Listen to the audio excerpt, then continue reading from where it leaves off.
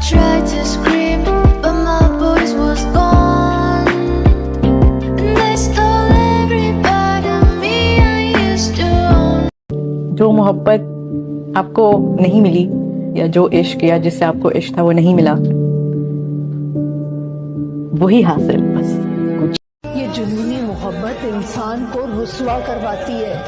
اس دل کو نکال کر کہاں پھینکوں جو اسی کا نام لکھ کر دھڑک. کسی ایک انسان سے دل کھول کر پیار کرنا صحیح ہے، تو جب وہ کسی اور سے کرتا ہے تو مجھے صحیح کیوں نہیں لگتا؟ اور وہ صحیح ہے تو میں غلط کیوں؟ یہ صحیح اور غلط کے بیچ میں کچھ ہوتا بھی ہے کیا؟ یہ چاہے جس کے ساتھ بھی ہو، رہتے تو میرے دل میں کہ پیار کرو پر شرط مت رکھو کہ سامنے والا بھی کرے گا. ہر لو سٹوری میں دو لوگ نہیں ہوتے. And that's okay. تم نے مجھے کیوں چھوڑ دیا؟ کیوں؟ I was not a bad person. I mean ہاں چیزیں صحیح نہیں چل رہی تھی، ہاں ہم جھگڑ رہے تھے، ہاں سب کچھ غلط ہو رہا تھا، پر پھر بھی کیوں چھوڑ دیا؟ میں دکھی ہو گئی ہوں نا.